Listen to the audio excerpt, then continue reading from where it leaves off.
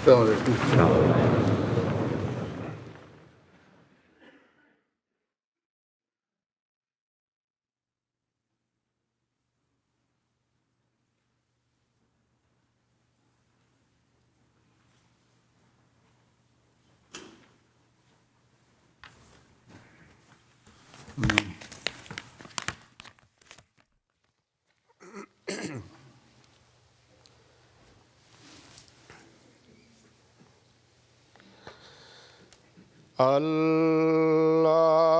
الله أكبر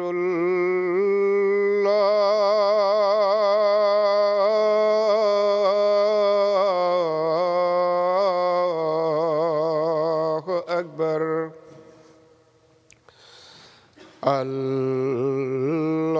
الله أكبر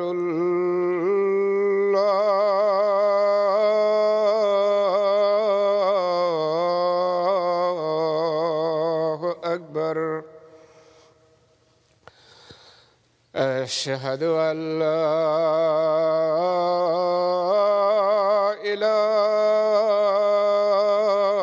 إله إلا الله أشهد أن لا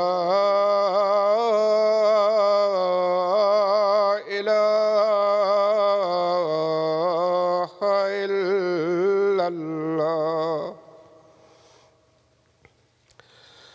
أشهد أن محمدًا رسول الله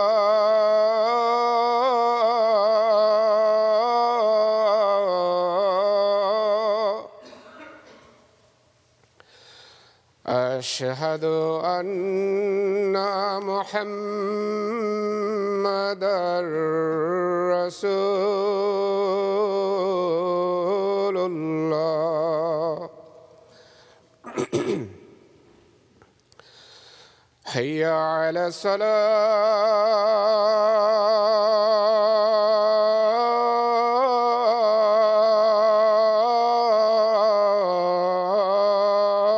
الصلاة حي على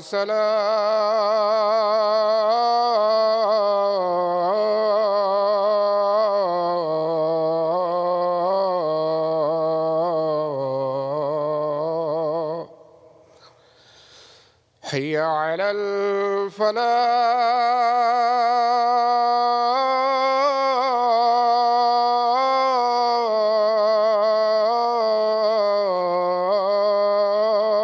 الفلاح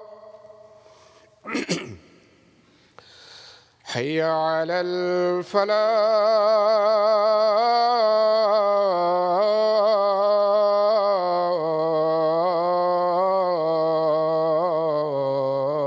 الفلاح الله أكبر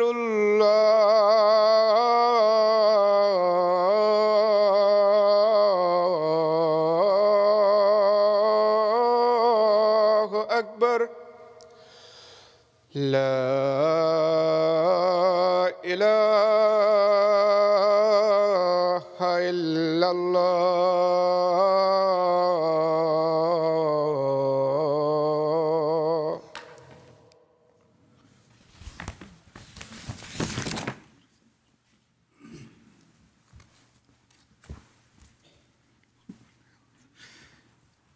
السلام عليكم ورحمة الله. أشهد أن لا إله إلا الله وحده لا شريك له وأشهد أن محمدًا عبده ورسوله أما بعد فأعوذ بالله من الشيطان الرجيم بسم الله الرحمن الرحيم الحمد لله رب العالمين الرحمن الرحيم مالك يوم الدين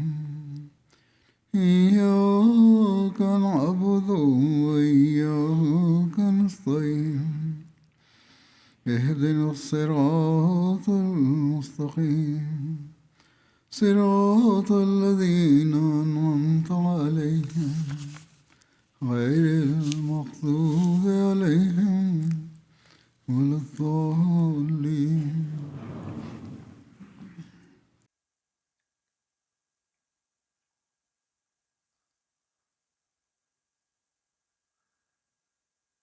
Sobre a vida do santo profeta sallallahu alaihi wasallam, estava mencionando o tema da unicidade de Deus no contexto da sua vida.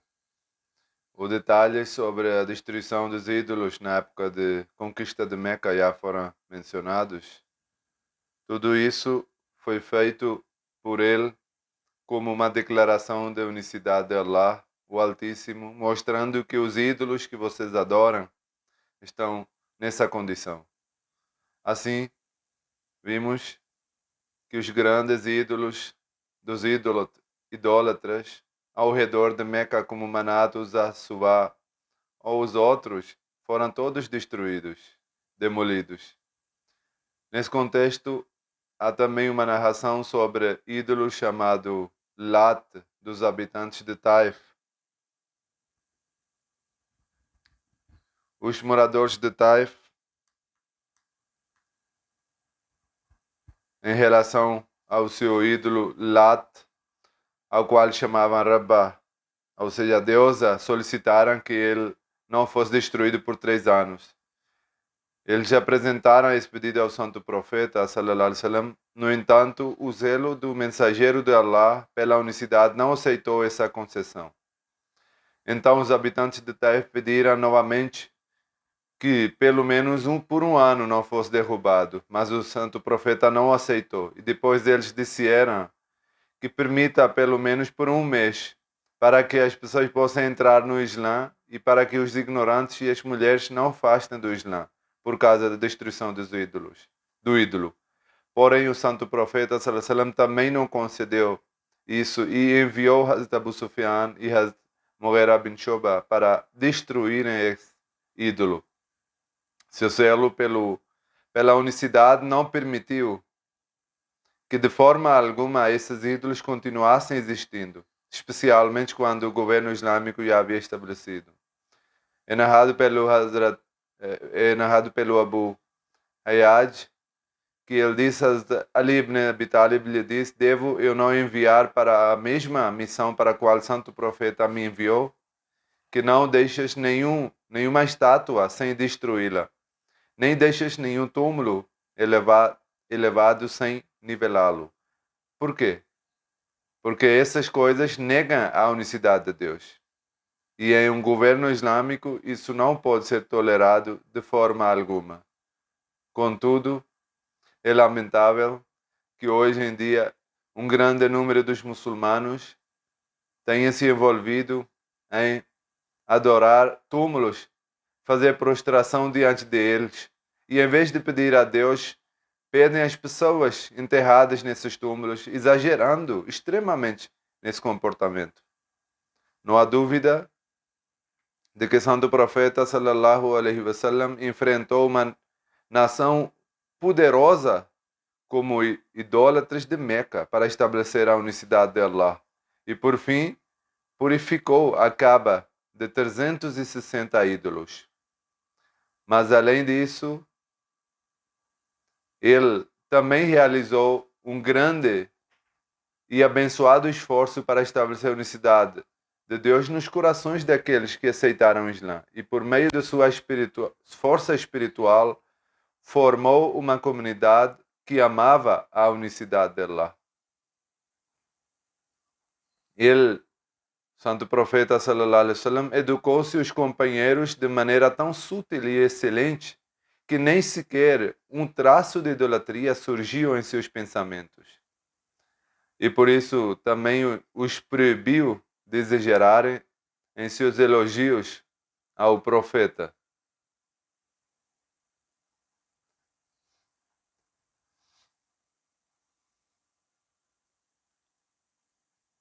É narrado por Hazrat Ibn Abbas que ele ouviu Hazrat Umar dizer no púlpito: eu ouvi o santo profeta sallallahu alaihi wasallam dizer não exagereis em me elogiar como os cristãos exageraram em relação ao filho de Maria. Eu sou apenas servo de Deus, portanto digam servo de Allah e seu mensageiro.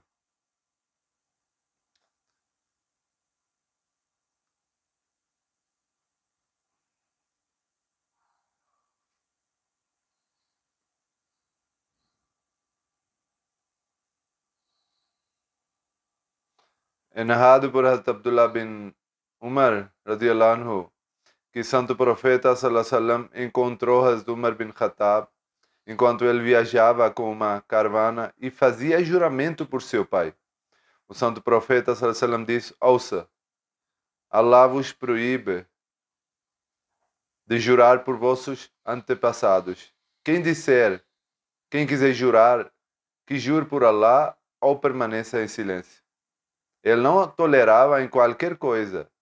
Não tolerava que qualquer coisa fosse colocada, nem se fosse minimamente, em paralelo à unicidade de Allah. A respeito à posição daquele que recita o testemunho da unicidade, uma narração é apresentada da seguinte forma. Ubaidullah bin Abi bin Khiyar relata que Hazrat Miqdad bin Amr Kindi, que era aliado de Bani Zohra, e ele estava entre aqueles que participaram da batalha de Badr junto com o Santo Profeta sallallahu alaihi wasallam, contou que ele disse ao mensageiro de Allah sallallahu alaihi wasallam: informe se eu me deparar com um homem dentre os descrentes e nós dois entrarmos em combate e ele desferir um golpe de espada em uma das minhas mãos e cortar, e depois se esconder atrás de uma árvore e disser: eu me tornei muçulmano por causa de Allah. O mensageiro de Allah, devo matá-lo depois de ter recitado o Shahada, o testemunho, a declaração de fé? O mensageiro de Allah respondeu: não o mates. Hazrat Miqdad disse: o mensageiro de Allah, ele cortou uma das minhas mãos e depois de cortá-la, disse: não há divinidade além de Allah. Declaração de fé. O Santo Profeta sallallahu alaihi wasallam diz: não o matas, pois se o matares, ele estará a ocupar a posição em que tu estavas antes de o matares, e tu passarás a ocupar a posição em que ele estava antes de pronunciar essa palavra, declaração de fé. Assim mesmo que alguns dos companheiros antigos tivessem cometido algo desse tipo, o Santo Profeta desaprovava isso severamente.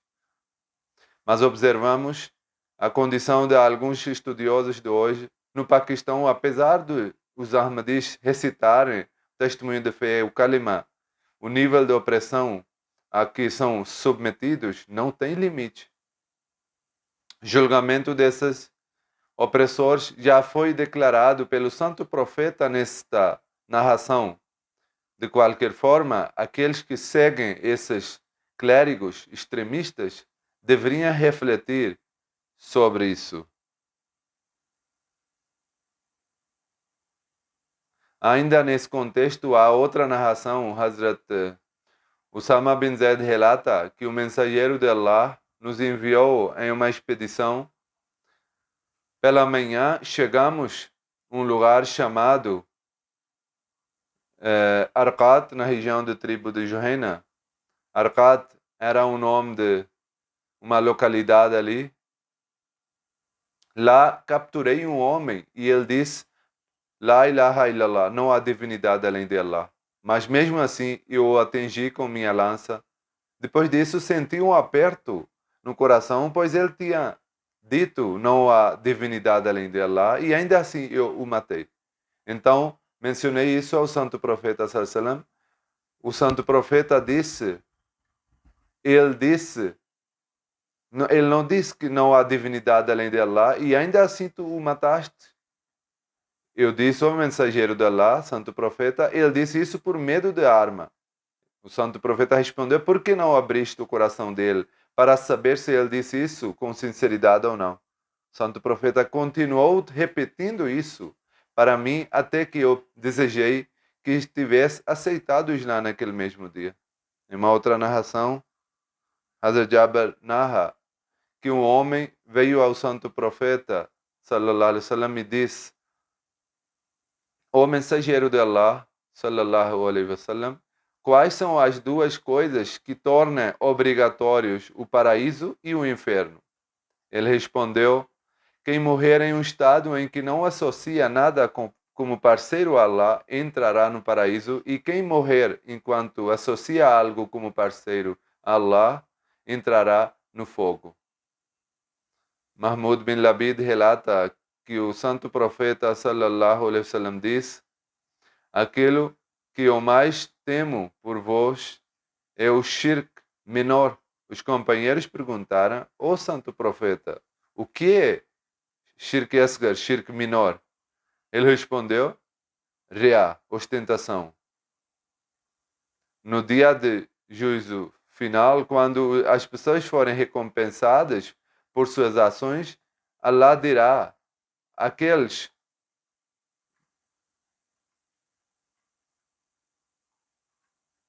que faziam ostentação vão até aqueles para quem vocês se exibiam no mundo e vejam se encontram alguma recompensa com eles. Agora, se querem perdão, peçam a eles e vejam o que recebem. Portanto, demonstrar ostentação ou bajulação para obter algum benefício das pessoas é como colocar alguém em paralelo com Allah. E isso é shirk, algo que Deus não gosta, desaprova severamente.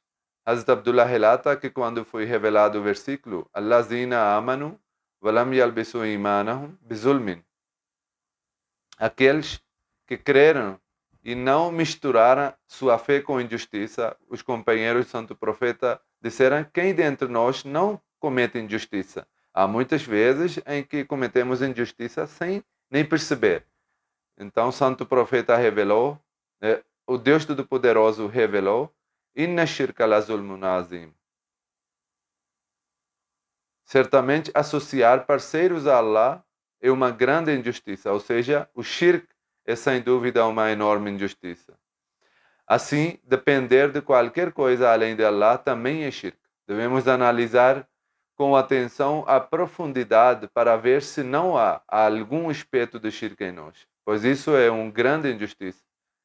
Na explicação disso, é uma obra de comentário de Sahih Bukhari, publicado por nós, de Shah Waliullah Sahib, está escrito que o significado de certamente o shirk é uma grande injustiça é que injustiça significa colocar algo fora do seu devido lugar. Todo tipo de má conduta e ações ilegítimas estão incluídas no conceito de zulm. Sob o título Kufrun Duna Kufrun, o shirk é considerado a maior forma de descrença, e até mesmo pequenas más condutas também foram classificadas como formas de kufr. Isso é a sutileza desse assunto. Em seguida, sob o título de Kufrun Duna Kufrun, o shirk foi declarado como a maior forma de injustiça, explicando por que é um pecado tão grave. Isso porque nele os atributos exclusivos da divindade de Allah são atribuídos a outros. Atributos que pertencem exclusivamente a Allah são direcionados a outras coisas. A adoração, ou seja, amor e obediência, que na verdade são direitos de Allah, passa a incluir outros como parceiros. O ser humano que era servo de Allah e foi criado para cumprir sua vontade, torna servo de si mesmo, ou do outro ser humano como ele, ou até de entidades inferiores, rebaixando-se muito abaixo da posição para a qual ele foi criado. Assim como é injustiça interferir indevidamente nos direitos das pessoas, também é injustiça interferir nos direitos de Allah. Na verdade, interferir nos direitos de Allah é uma injustiça ainda maior. A injustiça contra as pessoas é uma coisa, mas não cumprir corretamente os direitos de Allah também é injustiça. Esse é o conceito de zulm, que se encontra plenamente no shirk, na idolatria. O shirk, na realidade, destrói o objetivo supremo da criação do ser humano. Com base no Sagrado Alcorão e nos Hadith, o Imam Bukhari explicou que a fé completa é aquela totalmente pura de qualquer mistura de shirk. Ulaika lahumul amnu wa hum muhtadun. A fé completa e a orientação pertencem apenas àqueles cuja fé está livre de qualquer tipo de shirk e zulm. A fé não pode ser completa até que, de um lado, haja boas ações junto com ela e, do outro lado, esteja livre de toda forma de injustiça. Pois o shirk e o pecado e todo tipo de descrença a torna incompleta. Portanto, esse é o padrão para permanecer firme na unicidade e estar livre de shirk, que o Santo Profeta nos ensinou. Hazrat Abu Huraira relata que Santo Profeta sallallahu alaihi wasallam diz: Allah, o Altíssimo diz, o filho de Adão me negou e isso não era apropriado para ele. E ele me insultou e isso não era apropriado para ele. Quanto a ele me negar, é dizer que eu jamais o ressuscitarei novamente. Ou seja, ele nega a vida após a morte.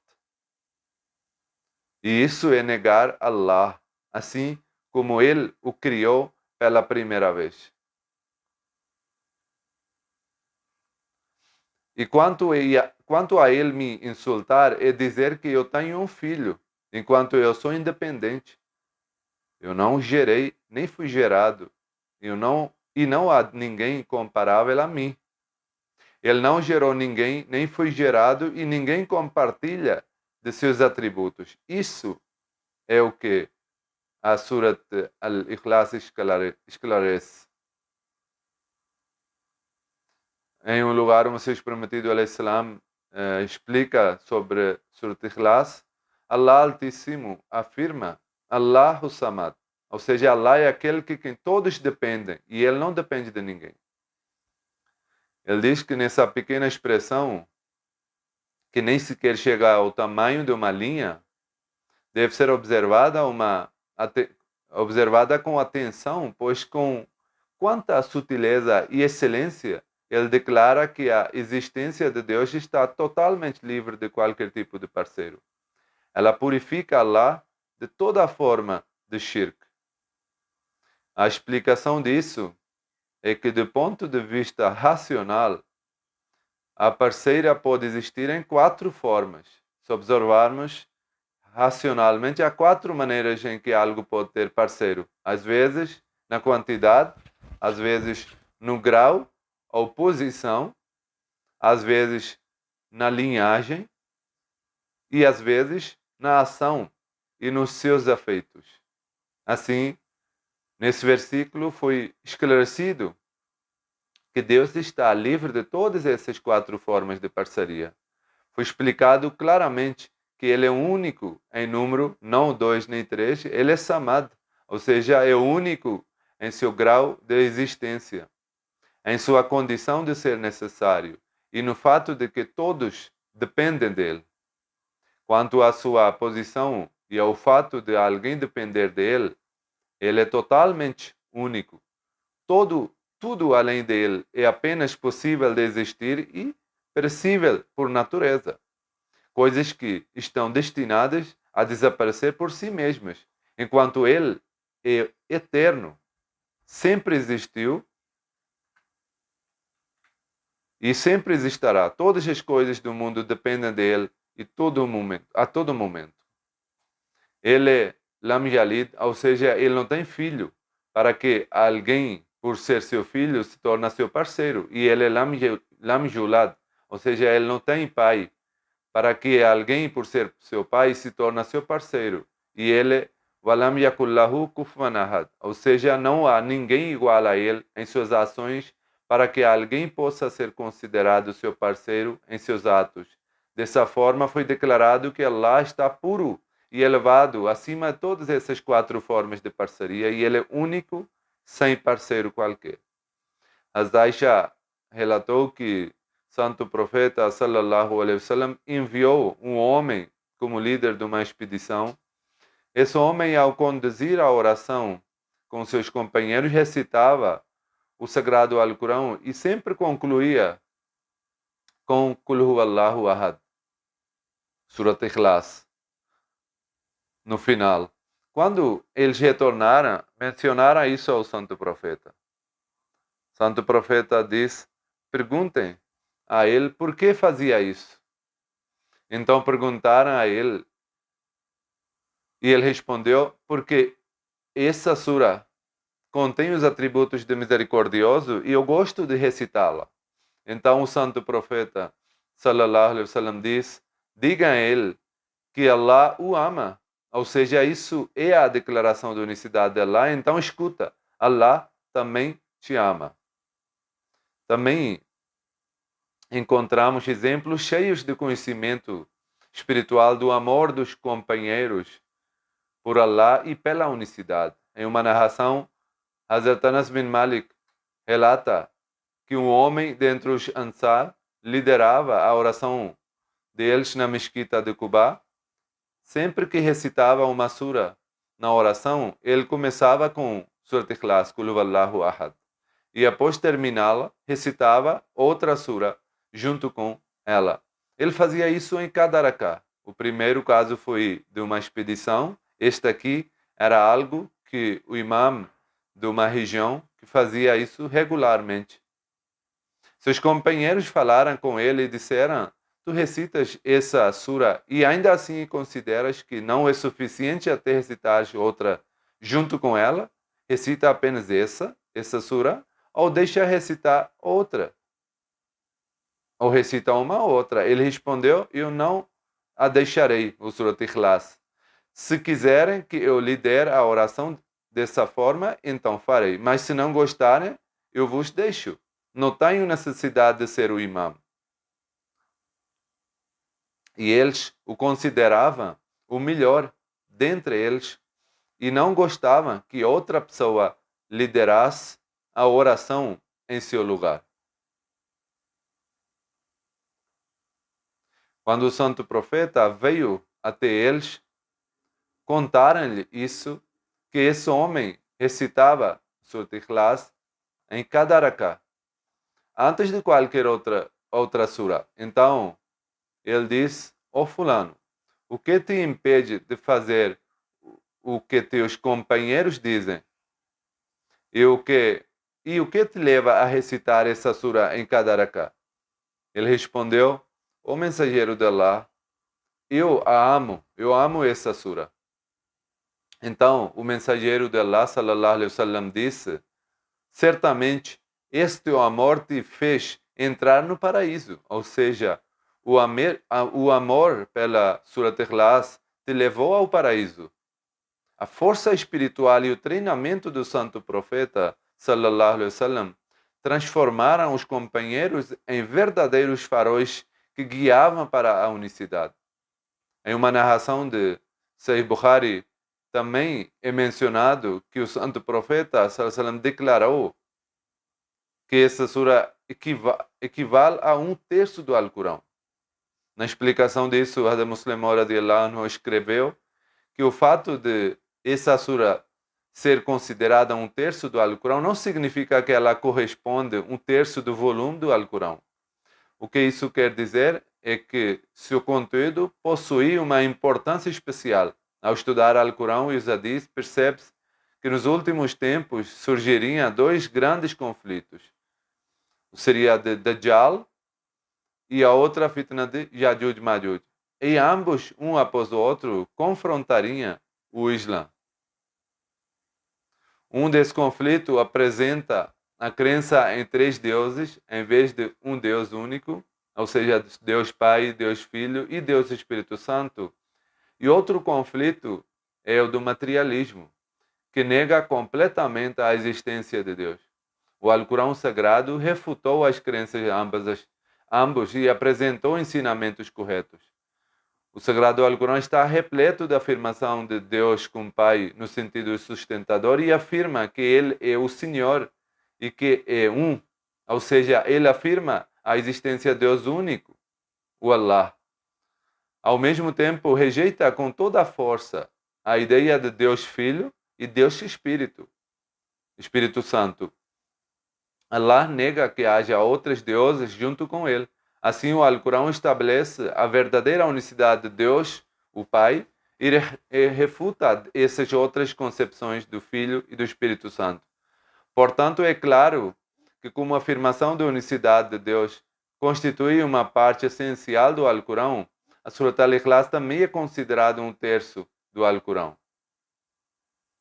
Na realidade, o propósito do Alcorão é estabelecer a unicidade de Deus e eliminar crenças falsas.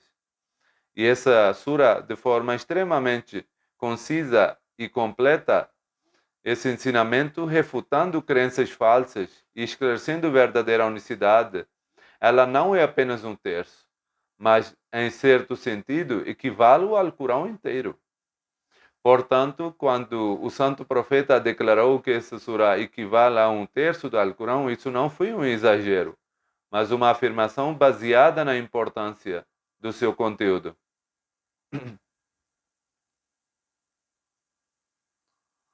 O Messias prometido, alayhi salatu wassalam, diz: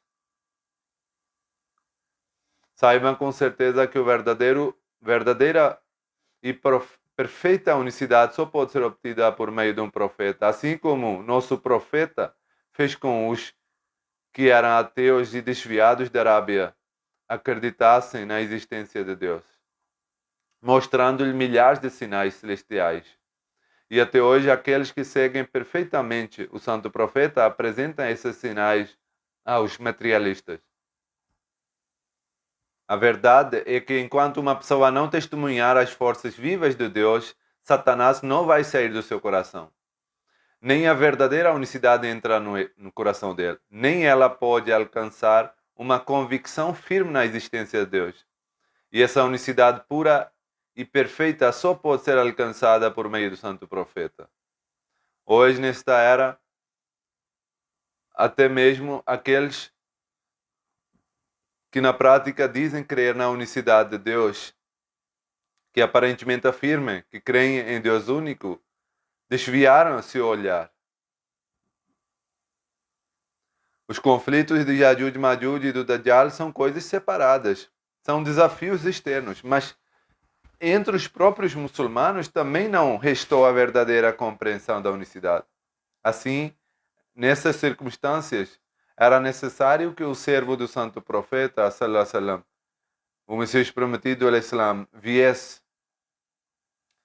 esperado conforme as profecias do santo profeta e promessas de Allah. E ele veio e enfrentou todos os ataques contra a unicidade. Portanto, só podemos cumprir verdadeiramente o direito de Bet, juramento de fidelidade, quando formos realmente aqueles que acreditam na verdadeira unicidade. Quando o Messias prometido estabeleceu a comunidade no dia 23 de março, e este é o mês de março pelo qual estamos passando, e também realizamos os encontros do dia do Messias prometido, nessa data.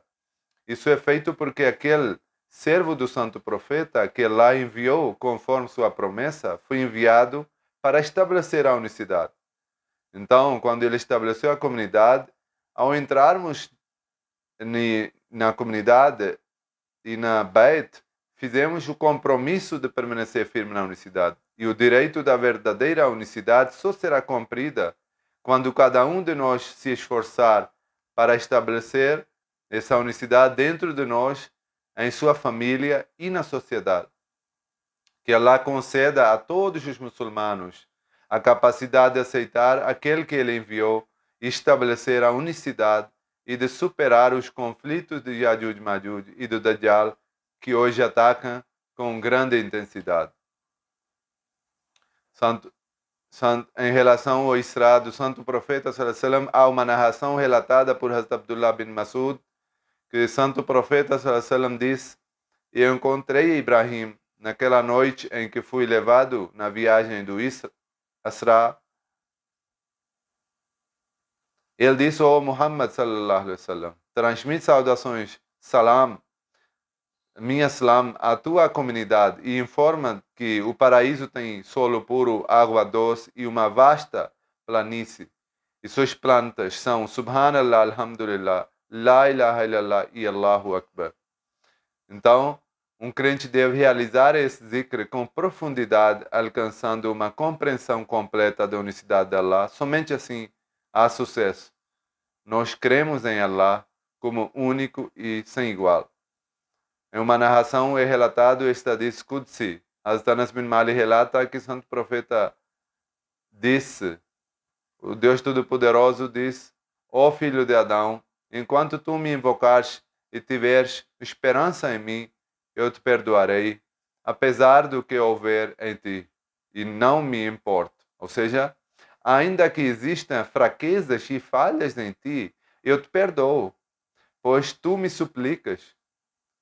Ó filho de Adão, se teus pecados alcançarem a altura do céu, e depois tu pedires meu perdão, eu te perdoarei, e não me importo, não importa quantos pecados sejam, eu posso perdoar, pois Allah é o Senhor e tem poder para perdoar. Ó filho de Adão, se vieres a mim com pecados de tamanho de terra e depois te encontrares comigo sem teres associado ninguém a mim, então eu trarei para ti um perdão equivalente a isso. Ou seja, mesmo que haja pecados do tamanho da terra, se a pessoa não cometer shirk, tema Allah, afirma a sua unicidade e se esforça para agir de acordo com isso, então Allah concede perdão. Assim, todos os pecados podem ser perdoados quando o ser humano se apresenta diante dele com humildade. Porém, a condição é que não tenha cometido shirk. É necessário cumprir o direito da unicidade de Allah. Apenas acreditar, como foi mencionado antes, não é suficiente. É preciso provar, através de cada ação, que Allah é único. Da mesma forma, sobre o elevado nível da unicidade, há uma narração relatada por Hazrat Abu Sa'id al-Khudri. Ele relata que o santo profeta sallallahu alaihi wasallam disse que Hazrat Musa suplicou: ó meu Senhor, ensina-me algo pelo qual eu possa te lembrar e te suplicar. Allah disse: ó Musa, diga La ilaha illallah. Musa disse: ó meu Senhor, todos os teus servos dizem isso. Allah respondeu novamente: diga La ilaha illallah.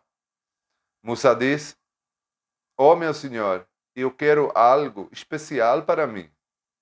Então Allah disse: ó Musa, se os 7 céus e tudo o que nele há, excepto eu, e as 7 terras forem colocados em um prato de balança, e La ilaha illallah for colocado no outro prato, no outro lado, então La ilaha illallah pesará mais do que tudo isso.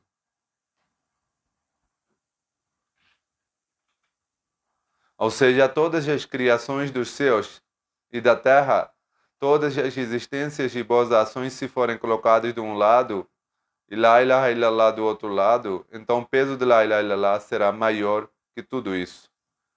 O Messias Prometido, alayhi salatu wassalam, ao responder uma objeção, explicando a realidade de Kalima La ilaha illallah, disse: o ensinamento do santo profeta, sallallahu alaihi wasallam, é este: La ilaha illallah, Muhammadur Rasulullah. Ao pronunciá-lo, os pecados são removidos. Isso é absolutamente verdadeiro e essa é a realidade. Aquele que verdadeiramente reconhece Deus como único, sem parceiro, e crê que o santo profeta Muhammad sallallahu alaihi wasallam foi enviado por Deus Todo-Poderoso, único Deus, então certamente, se o seu fim for a correr sobre esse kalima, ele alcançará a salvação. Não a salvação de forma alguma, por meio da autodestruição. E quem poderia ser mais insensato insensato do que pensar assim. Porém, considerar Deus como único, sem parceiro, e reconhecê-lo como tão misericordioso que sua infinita compaixão enviou seu mensageiro para salvar o mundo do desvio, cujo nome é Muhammad Mustafa sallallahu alaihi wasallam. Essa é uma crença que, ao ser aceita, remove a escuridão da alma. As paixões egoístas desaparecem, em seu lugar se estabelece a unicidade. Por fim, um poderoso fervor da unicidade toma conta de todo o coração e ainda neste mundo começa uma vida semelhante à do paraíso. Assim como você vê que com a chegada da luz, a escuridão não pode permanecer, da mesma forma, quando a luz de La ilaha illallah incide sobre o coração, as trevas das paixões egoístas desaparecem completamente. A realidade do pecado nada mais é do que a agitação e tumulto das paixões egoístas misturadas com rebeldia. Quando uma pessoa cega esses impulsos, ela é chamada de pecadora. E o significado de La ilaha illallah, conforme o uso na língua árabe, é este: não há para mim outro objetivo, nem amado, nem adorado, nem propósito além de Allah.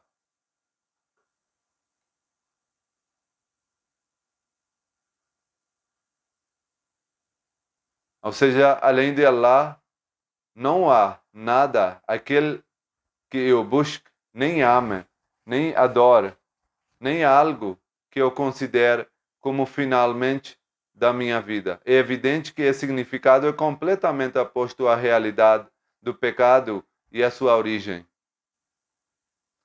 Portanto, aquele que com sinceridade estabelece esses significados em seu coração, isso é algo digno de reflexão. Certamente eliminará do seu interior todo o que é contrário a isso. Nenhuma outra coisa permanecerá no coração dele, pois então ele passará a agir conforme os mandamentos de Allah e acreditará na unicidade, já que duas coisas opostas não podem coexistir no mesmo lugar. Assim, quando as paixões egoístas desaparecem, esse é o estado que chama de verdadeira pureza e retidão genuína. É acreditar naquele que foi enviado por Deus é o segundo componente de Kalimá. É necessário que alcance fé também na palavra de Deus.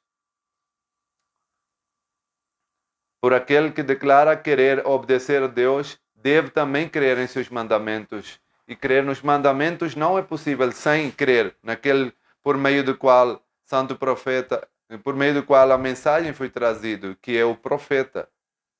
Então essa é a realidade de Kalimá. Hazrat Abu Musa Ash'ari relata que santo profeta sallallahu alaihi wasallam um dia nos dirigiu e disse: evitai o shirk, pois ele é o mais sutil do que um rastro do peixe dos formiga. Ou seja, o shirk é muito mais imperceptável do que a formiga. Então uma pessoa perguntou: ó santo profeta, como podemos proteger disso sendo tão sutil? Santo profeta disse: reza isso: Allahumma inna na'udhu bika minan nushrika bika shay'an na'lamuhu wa nastaghfiruka lima la na'lam. Ó Allah, buscamos tua proteção contra associar a ti algo conscientemente e pedimos teu perdão por aquilo que fazemos sem saber. Ou seja, deve sempre continuar pedindo ajuda a ele. Hazrat Abdurrahman bin Abza relata que o santo profeta sallallahu alaihi wasallam disse que ao amanhecer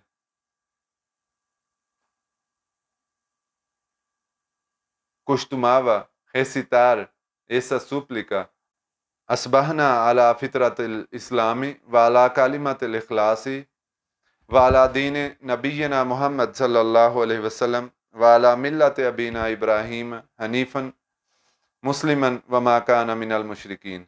Nos levantamos sobre a natureza do Islã, sobre a palavra de sinceridade, unicidade, sobre a religião do nosso profeta Muhammad sallallahu alaihi wasallam e sobre a fé do nosso pai Ibrahim, que era um monoísta, submissos a Allah e não era dos idólatras.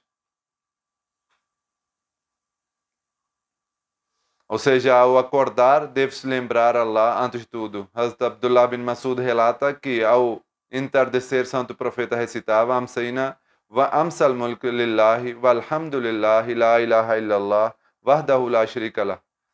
Nós entramos na noite e assim o todo mundo. Todo louvor é para Allah, não há divinidade além de Allah, Ele é único, sem parceiro. Ou seja, nós e todo mundo entramos na noite pertencendo a Allah, e todo louvor é somente para Ele. Hazrat Abdullah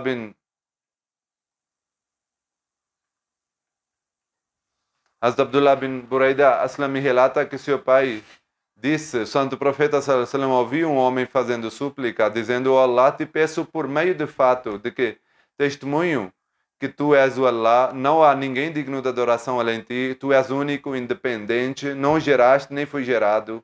Ao ouvir isso, o Santo Profeta disse, por aquele que cujas mãos está a minha vida, ele suplicou a Allah usando o seu nome supremo, Isme Azam. Aquele nome pelo qual, quando se suplica, ele responde, e quando se pede, ele concede.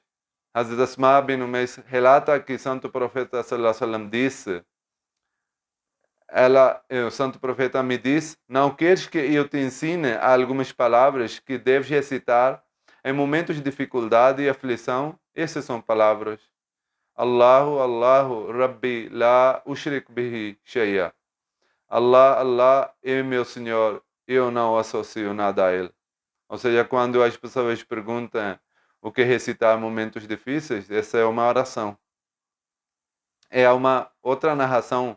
Hazrat Ibn Abbas relata que Santo Profeta sallallahu alaihi wasallam, em momentos de angústia, fazia a seguinte súplica. La ilaha illallah, la ilaha illallahul azim, azimul halim, la ilaha illallah rabbus samawati wal arzi, wa rabbul arshil azim. Não há divindade além de Allah, o grandioso, o tolerante. Não há divindade além de Allah, Senhor dos céus e da terra, o Senhor de grandioso trono. Com que sutileza ele ensinava o estabelecimento da unicidade.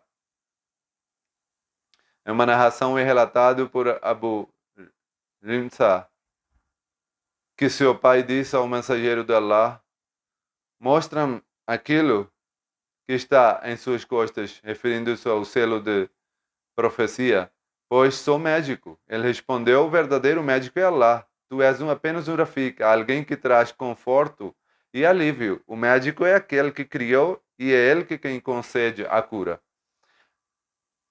Atubada bin Samit relata que o mensageiro de Allah sallallahu alaihi wasallam disse, quem disser testemunho que não há divindade além de Allah, ele é único e não tem parceiro, e que Muhammad sallallahu alaihi wasallam é o seu servo e mensageiro, e que Isa é servo de Allah e filho de sua serva, e sua palavra que ele lançou a Maryam, e um espírito vindo dele, e que paraíso é verdadeiro e o inferno é verdadeiro, Allah o fará entrar no paraíso por qualquer dos 8 portões que ele desejar. Umar ibn Hani, em uma outra narração também confirma isso, porém menciona que não foi relatado que o Santo Profeta tenha dito a parte qualquer dos 8 portões do paraíso. Nessa outra versão menciona-se apenas que Allah o fará entrar no paraíso.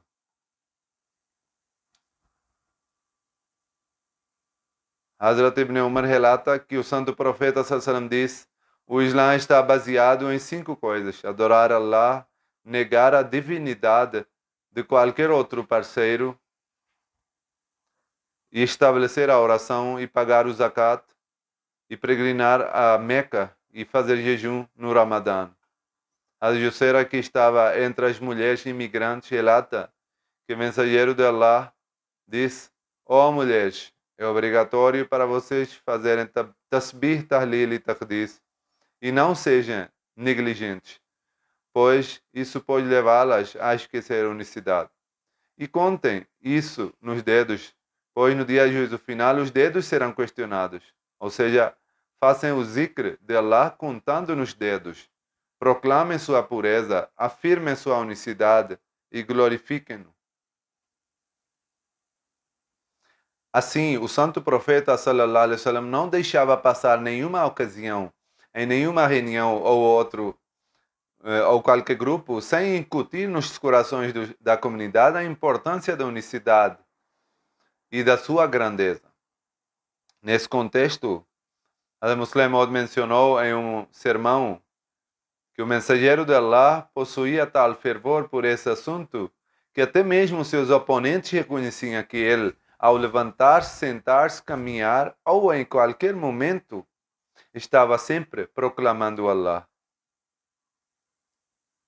Assim, o historiador francês escreve que, independentemente das acusações que se fazem contra Muhammad sallallahu alaihi wasallam, há algo nele que nunca foi visto em qualquer outra pessoa desde o início do mundo. Ele escreve que desde o momento em que o santo profeta declarou sua missão profética até o momento da sua morte, uma única palavra permaneceu constantemente em sua língua, o nome de Allah, Todo-Poderoso, o Altíssimo.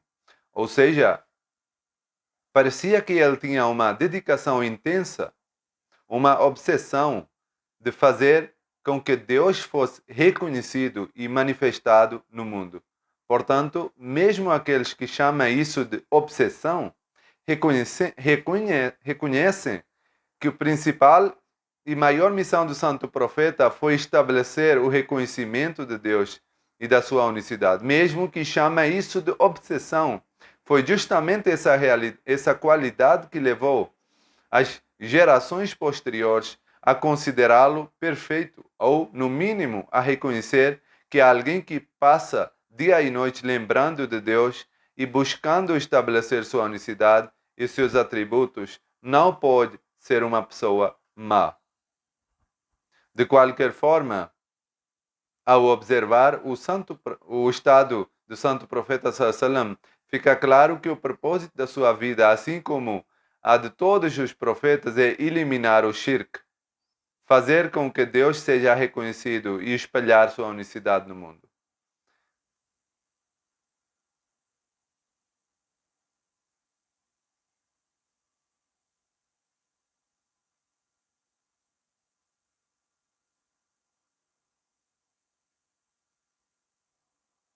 Al-Muslim Maud também escreveu em um lugar que devemos ter em mente que, por mais elevada que seja a posição do santo profeta e por mais amor que tenhamos por ele, ainda assim a posição de Allah, o Altíssimo, está infinitamente acima dele. Allah é eterno,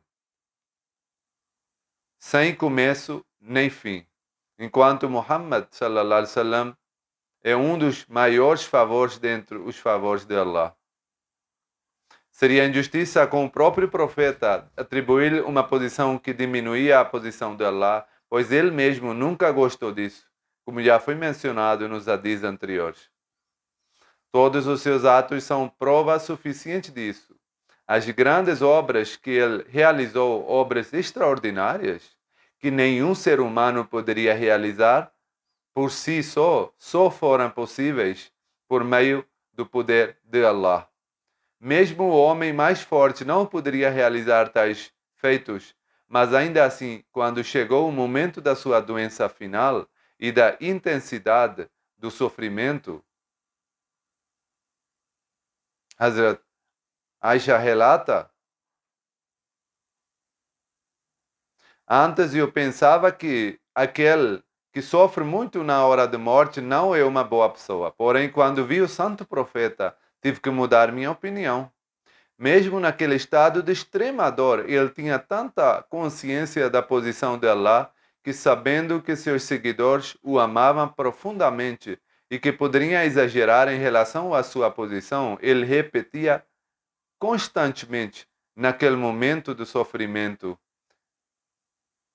dizendo, ele diz, o santo profeta, que Allah amaldiçoe os judeus e os cristãos, pois transformaram os túmulos de seus profetas em locais de adoração. Ele repetia isso várias vezes, ou seja, a última mensagem, o último ensinamento que ele deixou para a sua comunidade foi este: não me atribuam um status que leva à idolatria. E se fizerem isso, não pensem que eu ficarei satisfeito. Ao contrário, minha alma amaldiçoará aqueles que assim procederem.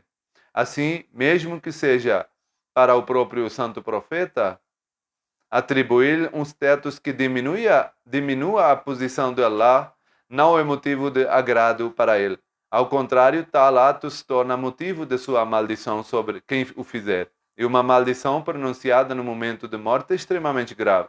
Mesmo aqueles que não seguem a verdadeira religião, como por exemplo tem entre os hindus, também temem muito as palavras ditas no momento da morte. Quando os pais falecem, as pessoas temem até mesmo suas possíveis maldições. Então, quando o santo profeta, que é o líder de todos os profetas, diz algo assim em seu momento final, qual deve ser a importância disso?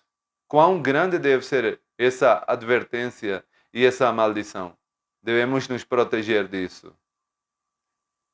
Embora isso não ocorra no próprio túmulo de ele, como foi mencionado, tais práticas são realizadas nos túmulos de ascetas e líderes. Isso entra justamente naquilo sobre o qual há essa maldição nas palavras do santo profeta.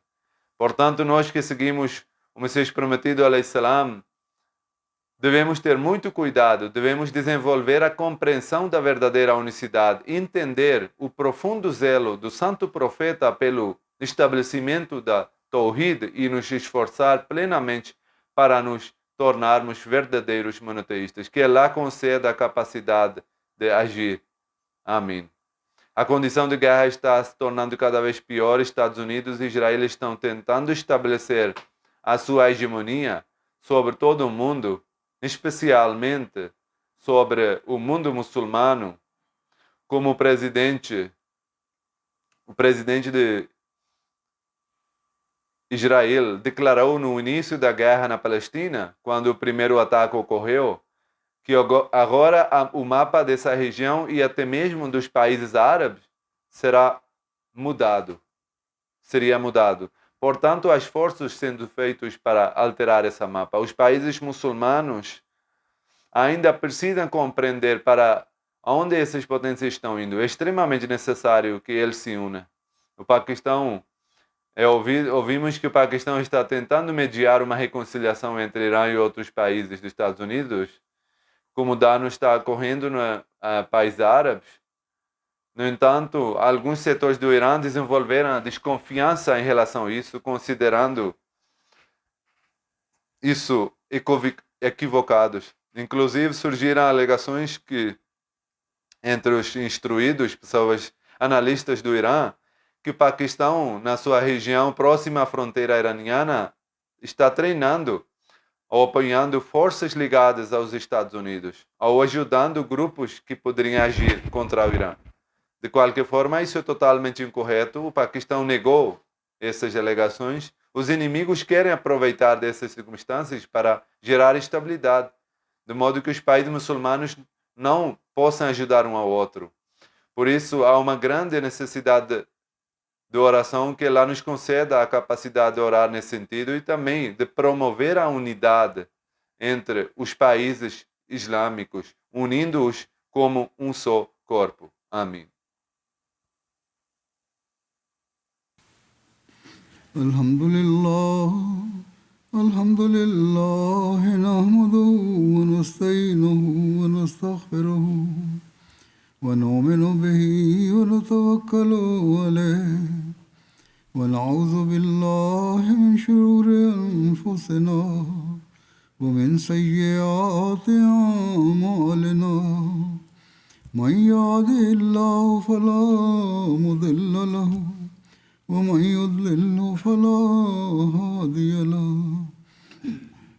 ونشهد أن لا إله إلا الله ونشهد أن محمدا عبده ورسوله عباد الله رحمكم الله إن الله يأمر بالعدل والإحسان وإيتاء ذي القربى وينهى عن الفحشاء والمنكر والبغي يعظكم لعلكم تذكرون اذكروا الله يذكركم وادعوه يستجب لكم ولذكر الله أكبر